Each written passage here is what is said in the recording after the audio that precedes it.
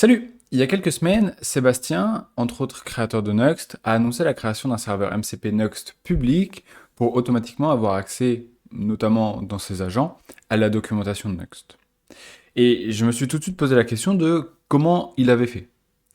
Quelle technologie il avait utilisé, quel code il avait écrit derrière pour réussir à créer ce serveur MCP.Nuxt. Et ce qu'on va faire aujourd'hui, c'est ça. C'est essayer de recréer, comme il a fait, le serveur MCP.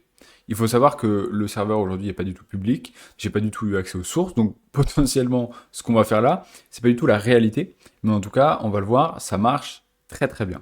Donc je mets quand même une pièce sur le fait que c'est de cette manière-là qu'il a fait, d'autant plus qu'il l'a annoncé donc à travers ce tweet, dans lequel il nous explique donc qu'il a mis en place un serveur Nuxt MCP public en utilisant la documentation llmsfools.txt, donc à savoir l'ensemble de la documentation sous la forme réunie d'un seul fichier, et qu'il a utilisé Cloudflare Autorag.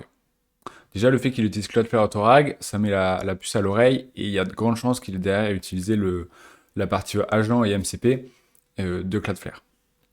Et ensuite, il a dit qu'il a demandé à Cursor de créer une page d'authentification avec le composant Houseform et de Nuxt UI Pro, et qu'il l'a parfaitement réussi.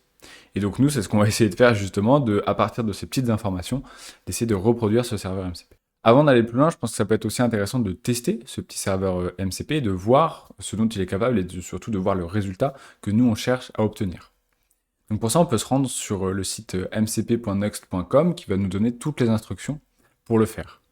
Et ensuite, on va simplement copier l'URL mcp.nuxt.com/sse et se rendre dans un VS Code pour ajouter ce serveur MCP et le tester.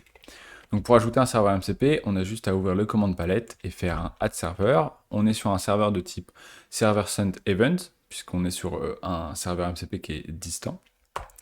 On copie l'URL, parfait, on l'appelle Nuxt MCP et on le met dans le workspace settings. Parfait, magnifique. On le start entre guillemets, plutôt on demande à VS Code de se connecter pour voir si tout fonctionne bien. En l'occurrence, c'est bon, donc on peut ouvrir le chat. Et là, on va demander au chat exactement ce qu'a demandé Sébastien. Donc on va aller juste ici, hop, on va copier-coller ça, on retourne dans VS Code, on copie-colle le prompt et on voit ce qui se passe. On n'oublie pas avant ça de passer en mode agent. D'ailleurs, en passant en mode agent, on voit bien qu'on a bien le serveur MCP de Nuxt, donc le Nuxt MCP qu'on vient d'ajouter, qui a donc deux fonctions. La possibilité de rechercher dans la doc, donc ça, nous, c'est la fonction qu'on va essayer de reproduire, et la possibilité de lister les modules Nuxt. Et donc, si on lance l'agent, on va voir ce qu'il nous répond et on va voir ce qu'il fait. Déjà, tout de suite, il le fait naturellement. Il a envie d'aller récupérer des informations dans la documentation. Et on voit même la query qui va être donnée au serveur MCP et à cette fonction-là particulièrement. Et donc, on continue et on laisse l'agent faire ce qu'il a à faire. Et donc là, ça va tourner un petit peu, puisque c'est le temps que derrière, quand on a un RAG qui tourne, donc il faut aller rechercher l'ensemble des vecteurs, récupérer l'ensemble des informations liées aux vecteurs, récupérer tout ça, et puis ensuite que le LLM, le GitHub Copilot, récupère tout ça et en fasse quelque chose. Et donc là, on voit qu'il commence à nous répondre des petits trucs, et qu'il commence aussi à voir un petit peu ce qu'il y a dans notre dossier. Et on voit même qu'il a carrément créé une page. Donc il a créé un dossier pages. Dedans, il a créé un fichier qui s'appelle login.vue, dans lequel on a déjà des champs qui sont définis, donc texte et password, enfin email et password. On a aussi un provider, on a bien le composant houseform qui est mis en place. Et voilà, il a juste parfaitement réussi à faire ce qu'on voulait. Et donc nous, c'est ça qu'on va essayer de faire aujourd'hui. Donc pour faire ça, on a plusieurs solutions, je dirais, mais comme il utilise Cloudflare Autorag, on va aller vers la solution la plus simple, à savoir utiliser Cloudflare pour construire un serveur MCP à distance. Donc pour faire exactement ce qu'a fait Sébastien. Et pour ça, rien de plus simple, on va tout de suite se plonger dans la documentation de Cloudflare avec une page vraiment parfaitement pour nous, puisque c'est une page qui va nous expliquer comment construire un serveur MCP. Pour faire ce serveur MCP, on va scroller un petit peu, voilà, donc là il nous explique un peu les prémices du serveur MCP, mais surtout on arrive à cette partie-là qui nous explique qu'on peut directement cloner un template. Donc c'est ce qu'on va faire et on va tout de suite ouvrir un terminal. Hop, et on va copier tout ça. Et on va dire qu'on va l'appeler Next ou MCP, pour éviter les conflits, Next. Hop. Donc là, on a Cloudflare qui va, le CLI de Cloudflare qui va récupérer le template pour nous. Donc on le voit, hein, on lui a défini dans quel directory mettre le projet. Ensuite, plein d'autres informations, quel template récupérer, il copie les fichiers, il installe des choses. Ensuite, il nous demande si on veut Git. Là, dans notre cas, on ne le veut pas, mais peut-être vous, vous en avez besoin. Il nous demande si on veut déployer notre application. Donc pareil, on lui dit non. Dans le cadre de ce tutoriel, on ne veut pas, mais potentiellement, vous pourriez vouloir le faire. Et donc ensuite, il nous donne les petites consignes, donc à savoir, on se déplace dans le fichier, et on peut directement démarrer ce qu'il faut. On va ouvrir le projet. Hop. Et là, on va pouvoir directement démarrer le serveur MCP. Ok.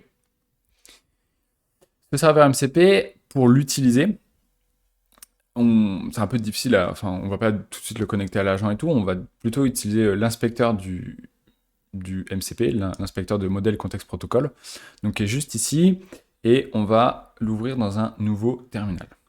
Donc on copie-colle la commande, on démarre, on attend qu'il démarre, hop, et on l'ouvre juste ici. Okay. Ensuite, ils nous disent, vous l'ouvrez, et puis vous récupérez cette URL-là, et c'est celle que vous allez utiliser juste ici, dans l'URL pour se connecter au serveur MCP. Donc c'est ce qu'on va faire, on va mettre l'URL juste ici, on est bien en SSE, et on se connecte. Là, on voit finalement les différentes actions qu'on peut faire sur notre serveur MCP. Et on voit qu'on peut lister les outils. Donc c'est ce qu'on va faire. Dans un premier temps, on va lister les outils de notre serveur MCP. Donc là, pour l'instant, je le rappelle, hein, on a juste copié un template de chez Cloudflare. On n'a rien fait de plus. Et déjà, on a un serveur MCP qui fonctionne. On a deux outils qui sont déjà référencés, à savoir l'outil Add et l'outil Calculate.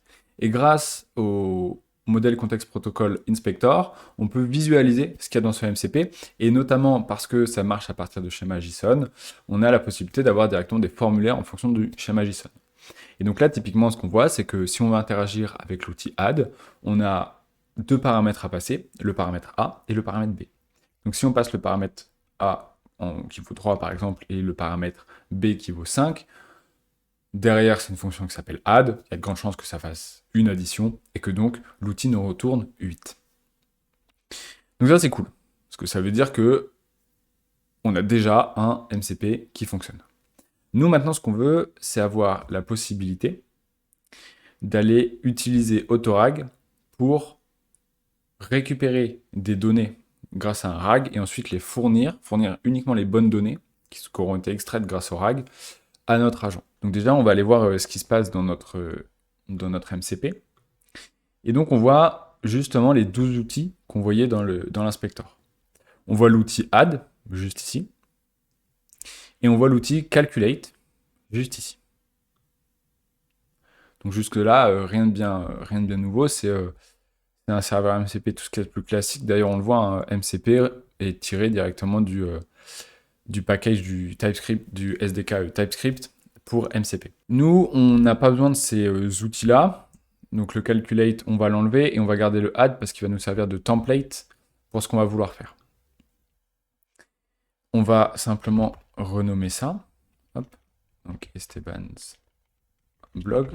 Parce que nous, ce qu'on va faire, c'est pas avec la documentation de Next, mais c'est avec directement le contenu de mon blog. Mais on va le voir, ça change pas grand-chose, si ce n'est le contenu qu'on va récupérer. Mais l'implémentation reste la même. Ensuite, du coup, nous, on veut un outil qui va pouvoir chercher, on va donner la possibilité au LLM de chercher dans notre blog. Donc pour ça, on va créer un outil qui va s'appeler Search Esteban Soubiran blog. Et du coup, on va demander au LLM de nous fournir une chaîne de caractères qui va être la recherche. Et ça sera un z.string. Évidemment, là, on a TypeScript qui se plaint, puisque là, il attend à ce qu'on récupère une search.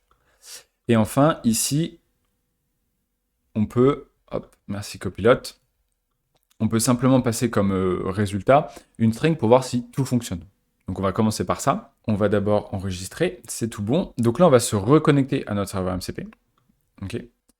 On va lister les outils et on voit bien qu'on a un nouvel outil qui est l'outil qu'on vient d'ajouter qui s'appelle Search Esteban Soubir en blog.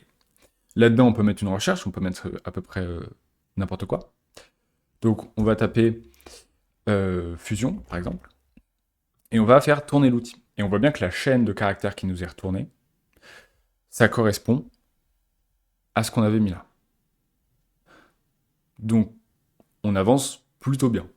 Maintenant, il y a toute cette histoire d'utilisation d'autorag. Donc là, ce qu'on va devoir faire très clairement, c'est ici, dans cette fonction-là, c'est utiliser l'autorag pour récupérer les bonnes réponses.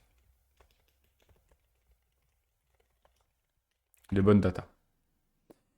Pour faire ça, on va utiliser les Cloudflare Bindings. Donc c'est-à-dire qu'on va donner accès là au MCP qu'on est en train de construire à des bindings, donc des objets qui seront injectés par Cloudflare qu'on va pouvoir utiliser pour directement interagir avec d'autres services de Cloudflare.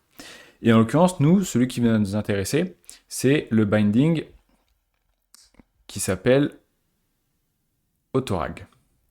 Cloudflare binding autorag. Hop. Donc ça s'utilise de cette manière-là. Hein. Vous passez, on va définir un nouveau binding dans notre configuration. Et puis ensuite, derrière, on aura accès de manière très naturelle dans notre MCP. Donc on va commencer par ça, par définir ce nouveau binding. Donc on va copier ça, hein, tout simplement. Et on va aller dans notre configuration wrangler.jsonc. On va la mettre juste ici. Une petite virgule. Et donc là, on dit que on a un binding qui va s'appeler AI. Ensuite, on peut retourner du coup directement dans notre code et on va typer un peu tout ça. Et donc, on va définir une nouvelle interface qu'on va appeler env et qui va avoir du coup dedans AI. Et là, ce sera AI. Donc, ce AI là, il est défini dans le fichier worker configuration et il est défini automatiquement. C'est du code qui est généré par Cloudflare. En revanche, le nom du binding ici, c'est le même que celui qu'on a défini ici dans notre configuration. Donc si ici j'avais plutôt mon binding Toto, par exemple, j'aurais dû ici mettre Toto. Ensuite, cette env, on va la mettre juste ici. Et on va créer un constructeur donc qui prend des props en entrée. Donc nous, dans notre cas, les props, on n'en a pas besoin, donc on va les typer comme any, et qui ensuite prend env. Et là, on va appeler super avec props, donc pour appeler le constructeur du parent, puisqu'on extend le MCP agent. Et ensuite, on va assigner simplement à env le paramètre env en paramètre du constructeur. Une fois que ça c'est fait, on va pouvoir se renseigner un petit peu plus sur comment on utilise ce binding. Donc pour ça, on continue simplement à lire la doc de autorag. Hein, vraiment, il n'y a rien de très sorcier dans ce qu'on va faire. Et on voit qu'on a accès à une première fonction qui s'appelle AI Search. Cette fonction, elle va directement requêter notre RAG et nous retourner une réponse qui utilise un LLM. Donc ça veut dire qu'on va envoyer une requête.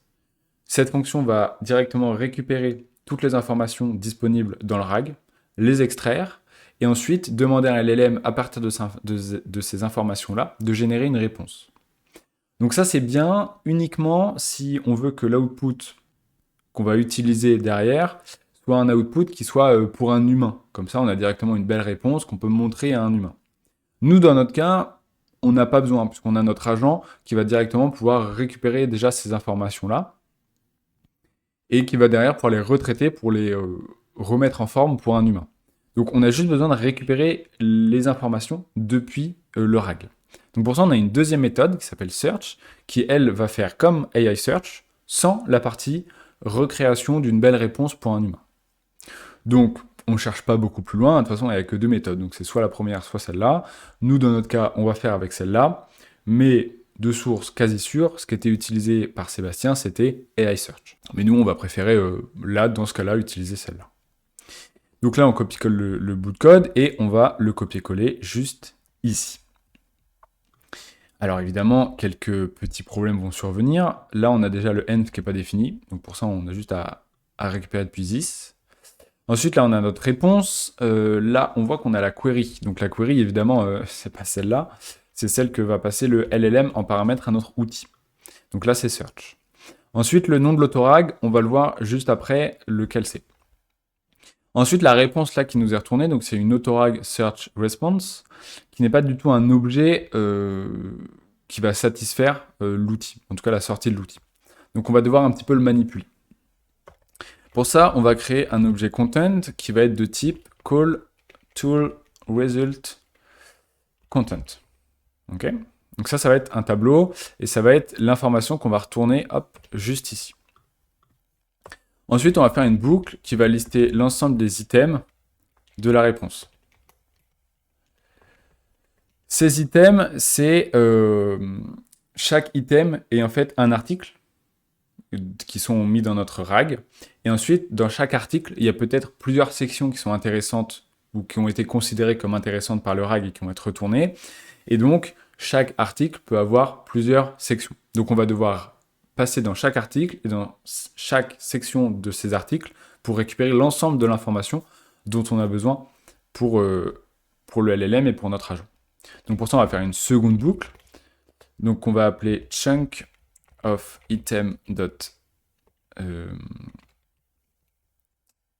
hop. Pourquoi il n'est pas content? Puisqu'ici c'est answer.data. Hop, et donc là on est dans content. Et là où en revanche c'est plutôt bien fait, c'est que le chunk c'est un objet qui a un type texte et un text string. Donc ça veut dire qu'on a juste à toucher ça dans notre tableau et on est tout bon. Donc là, on vient de faire notre MCP qui va se connecter à Cloudflare, utiliser l'autorag et automatiquement récupérer les bonnes informations vis-à-vis du contenu du RAG. Maintenant, il se pose la question de « Ok, cool, c'est un bon début, mais ce RAG, comment on le fait ?» Pour ça, on va retourner chez Cloudflare et on va directement se rendre sur notre dashboard. Donc là, je suis sur mon dashboard pour faire un autorag et on va voir ensemble comment on fait un autorag. J'en ai déjà fait un qu'on utilisera juste après parce que ça prend quand même un petit peu de temps. Donc pour faire un autorag, on a juste à cliquer sur autorag. On a aujourd'hui qu'une manière de faire, mais on aura des nouvelles manières de faire dans le futur. Aujourd'hui, il va se connecter à un bucket R2, donc un bucket, un blob storage, tout simplement, et il va lire l'ensemble des fichiers, et automatiquement, d'où le nom auto, automatiquement, il va faire des chunks de l'ensemble des fichiers, et les vectoriser, et relier les vecteurs aux différents chunks.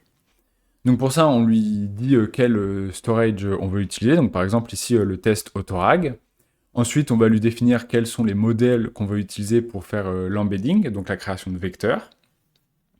On a aussi la possibilité de changer des paramètres sur la taille des embeddings, donc en fonction du modèle qu'on choisit.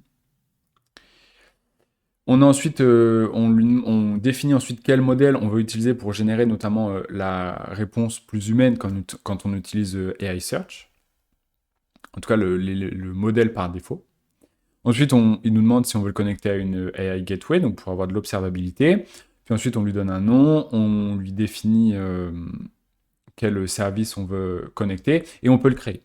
Et derrière, il va automatiquement indexer l'ensemble des fichiers. Et d'ailleurs, c'est très intéressant cet autorag, puisque au-delà de faire toute cette procédure de manière complètement automatique, il va aussi la refaire dès qu'il y a un fichier du blob qui est changé. Ça veut dire que de manière automatique, il vous est possible d'injecter des nouveaux fichiers, de modifier des fichiers, de supprimer des fichiers, et automatiquement, Autorag va s'occuper de mettre à jour l'ensemble de l'index de vecteurs. Donc là, dans notre cas, moi j'ai déjà créé un RAG à partir de l'ensemble des fichiers de mon blog. Donc on les voit là. Ça, c'est l'ensemble des fichiers de mon blog. Et automatiquement, il les a tous vectorisés, donc dans cette database-là. Et derrière, il est capable de les requêter. Donc nous, ce qui va nous intéresser ici, là, c'est de récupérer son petit nom, puisque c'est ce petit nom-là qu'on va venir mettre juste ici. Et maintenant, on peut aller directement dans le MCP Inspector et tester cet outil-là. Donc pour ça, on peut se rendre ici, on va chercher Fusion, par exemple, et on va faire tourner l'outil. Et on voit qu'on a une réponse. Alors c'est intéressant de noter quand même que sur la première requête qui va être faite, on a le Cloudflare ici, qui va nous demander potentiellement sur quel compte, si on a plusieurs comptes, il faut se connecter, ou même carrément il va vous demander de vous connecter en ouvrant votre navigateur et tout, donc c'est tout à fait normal, puisque il a besoin de se connecter à Cloudflare, à tous vos services Cloudflare à distance pour pouvoir fonctionner correctement localement. Mais une fois que c'est fait, on voit bien qu'on a une réponse et qu'en demandant Fusion, on a bien des informations sur Fusion qui nous sont retournées avec l'ensemble, avec un ensemble d'éléments, et donc là où chaque élément est finalement une partie du tableau. Enfin, l'ensemble est une partie du tableau ici. Et là, on lui a demandé que 2 résultats, mais on pourrait très bien en demander 4, hein, ce serait tout à fait possible. Mais maintenant qu'on a fait notre serveur, on aimerait bien pouvoir le tester avec notre agent. Et donc pour ça, on va ajouter notre serveur MCP à VS Code pour pouvoir l'utiliser avec notre agent. Donc pour ça, on va ajouter un serveur en SSE avec pour URL la même URL que celle qu'on a mise ici dans l'inspector. Hop, juste là. On lui donne comme petit nom Soubiran blog, hop, et on le met dans le workspace settings, juste ici. On le start, donc on essaye de voir si on peut s'y connecter. En l'occurrence, on y arrive et on va ouvrir le chat. On n'oublie pas de le mettre en mode agent. Et puis, on va lui demander, based on Soubiran's blog, what is Fusion? What is Fusion? Hop. Donc là, on lui demande, et on va voir que il a bien accès à l'outil qu'on a défini, et que si on continue, on a bien là une requête qui est partie, et il nous répond. Donc on peut voir toute la réponse qui est renvoyée derrière par notre MCP, tout l'ensemble des informations. Donc on en a plutôt pas mal, parce qu'en plus on lui a défini qu'on avait le droit d'en avoir jusqu'à 4. Donc il a pas mal d'infos, et là il nous dit que Fusion, c'est un framework qui permet de connecter le front-end et le back-end sur le point des communications, et particulièrement dans les applications Laravel, qu'il utilise différents headers, et qu'il donne aussi accès à une méthode sync, et qu'il offre des fonctionnalités similaires à Nuxt et à Next, avec du file-based routing et de la communication RPC. Donc on a fait notre serveur MCP, et il est parfaitement fonctionnel, exactement comme celui que Sébastien a présenté et a introduit il y a quelques semaines. Maintenant, si on veut déployer ce serveur MCP, alors ce qu'on va pas faire là, mais vous allez voir, c'est trivial. Pour déployer son serveur MCP, on a juste à faire tourner cette commande. Et en faisant tourner cette commande, derrière, vous avez exactement ce qu'a Sébastien avec le MCP de Nuxt, à savoir la possibilité de l'interroger depuis n'importe quel client MCP pour récupérer plus de contexte. Donc dans le cas du MCP Nuxt, plus d'informations sur la documentation, mais là, dans le cas du MCP sur mon blog, plus d'informations sur mon blog. Voilà, j'espère que ça vous aura plu. On a vu aujourd'hui comment construire un MCP distant en SSE avec Cloudflare, avec la possibilité de faire de l'autorag, et on a surtout compris comment Sébastien avait fait son MCP.